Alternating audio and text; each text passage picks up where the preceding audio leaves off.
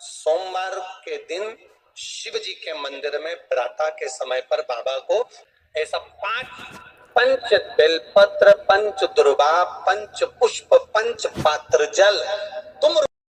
ये तुमरु का नाम कोई साधारण नाम नहीं है। पंच बेलपत्र, पंच पुष्प, पंच दुर्वा और पंच पात्र जल।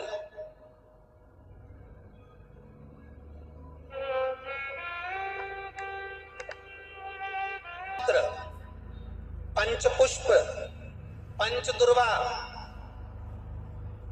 और पंच पात्र जल।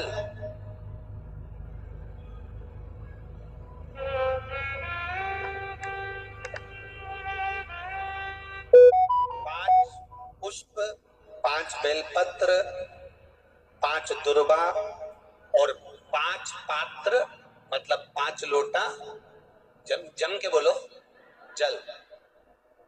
ये कोई साधारण नहीं।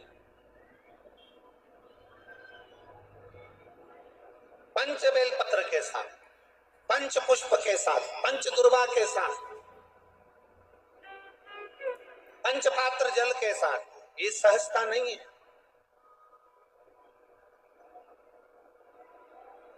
बहुत बहुत ध्यान दीजिएगा। बहुत जिन जिन बच्चों के विवाह में देरी हो रही हो, बेटा बेटी के विवाह में देरी हो रही हो, या सफेद आंकड़े की जड़ तुमरुका जी के नाम से बांधने के बाद भी गर्भ नहीं ठहर रहा, तो ये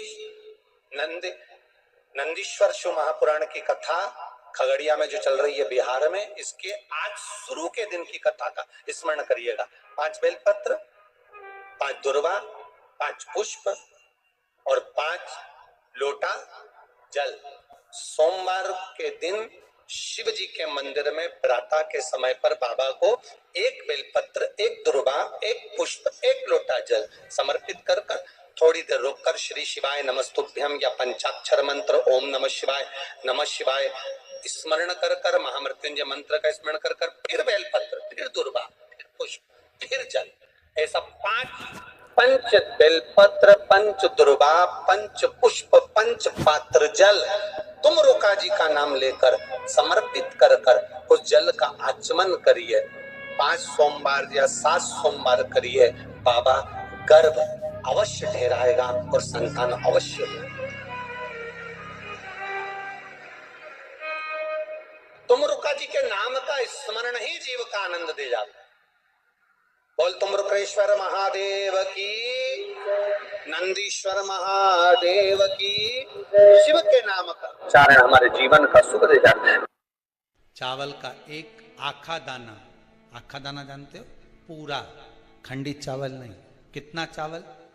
1 दाना चावल का शंकर भगवान के शिवलिंग पर समर्पित करिए। 1 बेलपत्र जिसका डंडी का मुख अपनी ओर हो, जहां से चावल चढ़ाया है, उस चावल के ऊपर अपनी कामना कर रख दीजिए और चंद्रमौली भगवान का स्मरण करिए। कौन से भगवान? शंकर भगवान का सर्वश्रेष्ठ सुंदर नाम है चंद्रमौली। चंद्रमौली भगवान का स्मरण करिए। अपनी कामना कर बेलपत्र समर्पित कर शिव जी पर 1 लोटा पानी, 1 जल पात्र समर्पित करो। कलश से जल चढ़ा दीजिए। नैनों में वो जल लगाकर अपनी कामना कर वापिस घर को आइए। जो कामना करी है मेरा चंद्रमौली भोलेनाथ उसे पूर्ण कर ही देगा। महाराज, दुनिया के लोग नहीं समझते कि शंकर पर जल चढ़ाने का क्या लाभ है।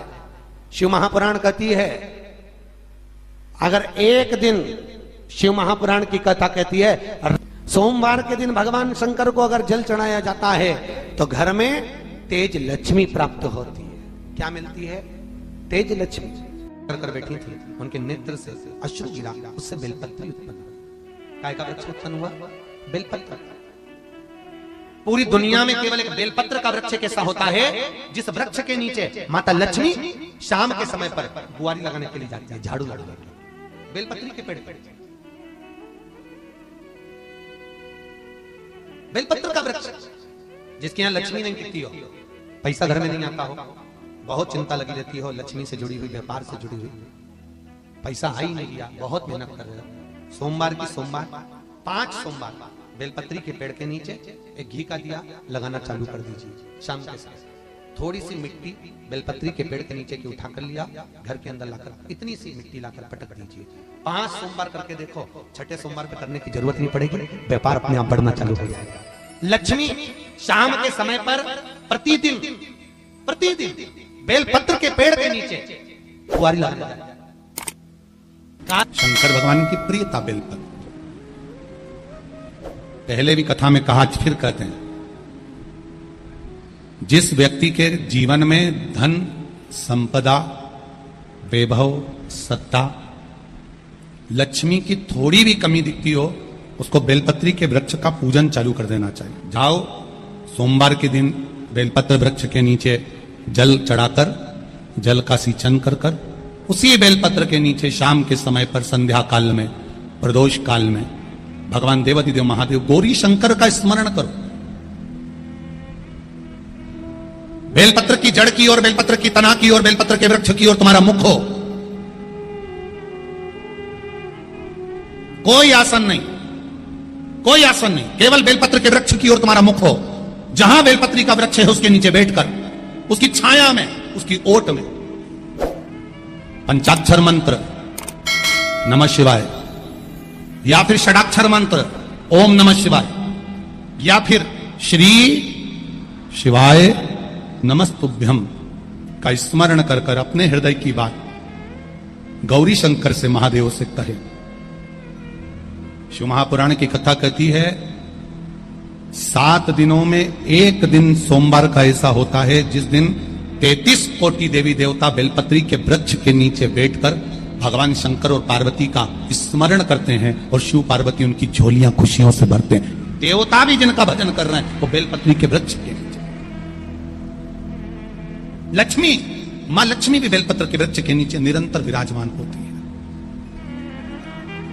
और आप लोगों से एक निवेदन और करना चाहेंगे, ये मनुष्य का शरीर जब तक रहे, ये मानव की देह जब तक रहे, जिंदगी में एक बेलपत्री का वृक्ष अपने रहते रहते कहीं पर भी लगाना, उसको बड़ा करना, उसको बड़ा कर कर जैसे अपने बच्चे को बड़ा करते हो ऐसे लगाकर बड़ा कर कर महादेव से कहना कि मैंने अपनी जिंदगी में, मैं मर भी जाऊं, मेरे प्राण छूट भी जाएं, मेरे जाने के बाद मेरे घर के लोग एक लोटा जल चढ़ाएं ना चढ़ाएं, बेलपत्री चढ़ाएं ना चढ़ाएं, पर ये वृक्ष मैंने बेलपत्री का लगा दिया, अगर मैं मर भी गई तो मेरे मरने के बाद भी मेरे हाथ की बेलपत्र महादेव को चढ़ती रहेगी, महादेव को प्राप्त होती रहेगी। लगाओ, एक बेलपत्री के पौधे को छोटे से बड़ा करो, बड़े से बड़ा करो, बड़े से बड़ा करो, और बड़ा करने के बाद उसको कहीं तुम्हारी मर्जी पड़े जहां उस बेलपत्री के वृक्ष को लगाओ। अगर गलती हो गई, ये बहुत गलतियां हो गई, बहुत दुख पड़ गया, तकलीफ में आ गए, लग रहा है कि मुझसे बहुत गलतियां हुई है, बाबा मेरी नहीं सुन रहा, ये बेलपत्री का भाग की डंडी पीछे की ओर कर, जहां बैठकर बेलपत्र चढ़ा रहा, पत्ती का मुख अपनी और डंडी का मुख सामने, शिव की कुछ आ रहा